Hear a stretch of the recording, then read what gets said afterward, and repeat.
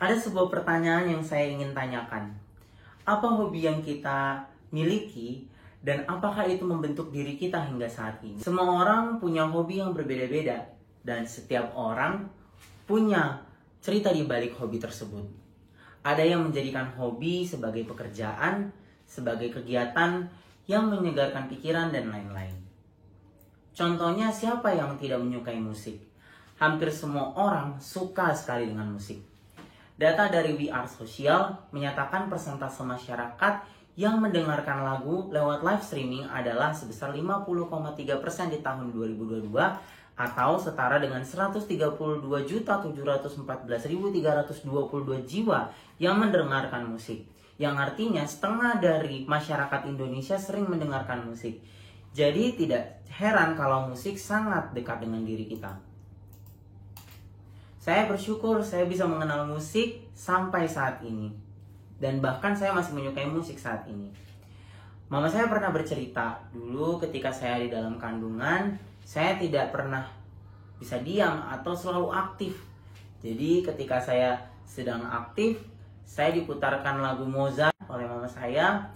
Dan ketika saya diputarkan lagu itu, saya langsung diam dan tenang. Dari cerita itulah saya sadar kalau saya tahu dari mana asal saya bisa mencintai musik. Saat umur 9 tahun, orang tua saya memasukkan saya ke sekolah musik untuk kursus piano klasik. Disitulah saya mengenal piano. Jika kembali ke 4 tahun yang lalu, di saat saya masih berumur 5 tahun, saya baru hanya bisa menyanyikan lagu Batak dengan judul Boru Panggoaran. Dan ketika saya menyanyikan lagu itu, orang tua dan saudara-saudara saya memuji saya dan mengatakan bahwa suara saya bagus. Setelah bertemu dengan piano, saya belajar bagaimana memainkan piano. Karena saya sudah pintar bernyanyi dan saya sudah mempunyai dasar mengenal nada dari do, re, mi, fa, sol, la, si, do. Setelah itu saya belajar letak nada lah di tuts piano yang ada. Lalu saya belajar memainkan tangga nada kunci C di tangan kiri dan di tangan kanan. Awalnya tidak mudah, seiring berjalannya waktu, saya semakin lancar memainkan tangga nada kunci C di tangan kanan dan tangan kiri. Pelajaran berikutnya, saya belajar not balok. Lagu pertama yang saya mainkan adalah Ode to Joy, dan karena hanya menggunakan tangan kanan, jadi saya mempelajari treble clef, bukan lower clef. Nah, saya berlatih lagu tersebut hingga lagu tersebut lancar dan baik untuk dimainkan. Jika sudah lancar, saya dapat masuk ke lagu berikutnya yang tingkat kesulitannya lebih tinggi. Saya juga belajar chord, ketukan not balok misalnya 1-4 ketuk, tanda birama misalnya 4/4 sampai 1/4, dan tanda diam serta ketukan-ketukannya. Semua aturan ini saya pelajari agar saya bisa memainkan lagu klasik dengan teratur dan dengan baik. Singkat cerita, saya semakin lancar memainkan lagu-lagu dari buku piano klasik dan saking antusiasnya, saya memutuskan melanjutkan kursus piano hingga level keempat. Di umur usia 15 tahun, saya keluar dari kursus piano karena saya ingin menguasai lagu pop. Jadi, saya melanjutkan kursus piano pop saya secara private di rumah. Di sana saya diajarkan teknik skala untuk membuat iringan lagu dengan skala trinada pada kunci nada yang ingin dimainkan di sebuah lagu. Setelah beberapa bulan, saya bisa memainkan lagu kontemporer dari Bon Jovi, dari Celine Dion, dari Whitney Houston, Dewa 19, dan artis-artis lain. Akhirnya di umur 19 tahun, saya berhenti kursus piano karena kesibukan saya. Meskipun tidak kursus lagi, saya tetap suka bermain piano. Piano mengajarkan saya bagaimana memainkan lagu dengan dinamika lembut, keras, super keras, sangat lembut, dan sangat keras. Sama seperti ketika saya belajar vokal. Jadi dulu saya juga pernah mengikuti kursus vokal di salah satu sekolah musik, dan saya diajarkan teknik bernyanyi menggunakan napas perut. Seluruh kursus yang saya ikuti membuat saya senang dan gembira karena musik telah menjadi bagian dari hidup saya.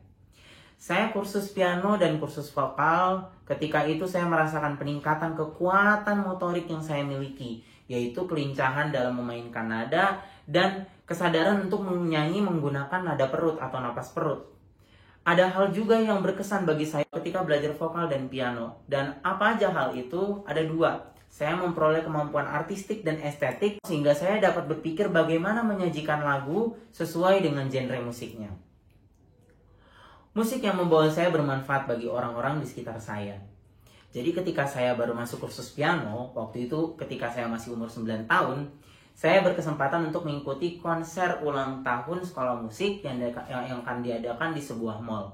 Dan itu adalah hal baru bagi saya, karena saya belum pernah tampil di depan umum sebelumnya. Akhirnya saya mempersiapkan konser dengan berlatih satu lagu bersama dengan guru les saya. Kemudian di bulan Juli 2011, saya akhirnya tampil di depan umum. Dan setelah saya berhasil memainkan lagu di depan umum, memainkan piano, rasa yang saya alami adalah saya bangga dan saya lega rasanya. Kemudian saya juga mengikuti 2 kali konser lagi di tahun 2015 dan di tahun 2017. Dan ini dokumentasi di tahun 2017. Dan ini adalah 3 plakat yang saya peroleh dari konser piano yang saya ikuti dari sekolah musik saya. Setelah saya kursus privat, hasil pembelajaran saya dipublikasikan oleh sekolah musik privat sebanyak 10 cover piano lagu kontemporer. Hal yang paling penting adalah saya menggunakan talenta saya untuk pelayanan sebagai pemusik ibadah sekolah minggu. Saat itu saya memulai pelayanan saya di umur 9 tahun. Dan kemudian di umur 16 tahun saya mulai melayani di ibadah umum sampai saat ini. Saya bersyukur saya dapat menggunakan talenta saya untuk mempersembahkan yang terbaik untuk kemuliaan nama Tuhan. Tidak berhenti di situ, saya juga sering memainkan lagu dan direkam untuk dipublikasikan di sosial media milik saya. Dan ini ada 2 karya saya. Sampai saat ini lagu yang paling saya sering mainkan adalah lagu kidung, pujian, dan penyembahan bagi Tuhan. Karena selain menyejukkan hati, dapat merasakan bahwa Tuhan selalu dekat dengan saya. Selain konser piano, saya juga sering mengikuti konser vokal. Ketika saya les vokal, saya pernah mengikuti 2 kali konser vokal dengan membawakan lagu Untuk Mano. Waktu itu ini diadakan dari satu acara yang bekerja sama dengan sekolah musik. Dan ini di rumah sakit di dekat tempat tinggal saya. Saya juga pernah berpengalaman mengikuti lomba festival Pesta Lagu Anak Indonesia di tahun 2013 untuk kategori usia 8 sampai 12 tahun. Meskipun terseleksi, namun saya senang bisa lomba secara ukuran nasional ketika saya masih kecil. Hobi saya telah membawa manfaat untuk diri saya. Tanpa disadari, bermain piano dapat meningkatkan memori ingatan karena otak bekerja mengingat nada yang akan dimainkan dari sebuah lagu. Selain itu, sebuah studi yang dilakukan oleh Ali Syaraf mengenai perkembangan otak setelah bermain piano menyatakan bahwa bermain piano dapat melatih koordinasi mata dengan tangan dan meningkatkan ketajaman pendengaran, ketangkasan, dan juga meningkatkan kemampuan memecahkan masalah. Karena bermain piano dapat menguatkan volume atau aktivitas otak bagian corpus callosum yang ditandai oleh warna hijau, yang menjadi jembatan informasi otak kiri dan otak kanan untuk dapat bekerja sama supaya dapat memecahkan masalah dengan efektif dan kreatif. Apa yang spesial dari alat musik piano? Kalau kita lihat, alat musik piano hanya dimainkan dengan disentuh dan juga ditekan. Berbeda dengan alat musik lainnya. Tapi menurut saya alat musik piano adalah alat musik yang powerful karena tanpa kita sadari, di balik tuts-tuts piano yang kita lihat di luar, di dalamnya ada banyak sekali senar-senar yang diketuk oleh tuts piano. Selain itu, untuk dapat menghasilkan nada yang panjang, yang menyatu, biasanya pemain musik dapat menggunakan sustain pedal untuk dapat menyatukan lagu agar lagu bisa lebih menyatu. Jadi apa yang mau saya sampaikan mengenai hobi saya? Mengenai musik adalah hal yang paling berharga bagi saya, khususnya hobi yang saya miliki. Karena hobi yang saya miliki dapat bermanfaat bagi saya dan juga orang-orang di sekitar saya. Sebenarnya banyak hal yang bisa kita lakukan selain memainkan alat musik untuk menjadikan kita hobi. Tetapi belajar alat musik adalah hal yang istimewa bagi saya. Mengenalnya juga adalah hal yang istimewa bagi saya. Jadi daripada hanya mendengarkan lagu, mari kita memulai untuk menemukan hobi, misalnya memainkan alat musik, dan juga dapat mengaransemen lagu tersebut. Jadi ketika kita memainkan alat musik, kita rasanya seperti bangga karena kita dapat melestarikan lagu dan juga bisa mengaransemen lagu tersebut.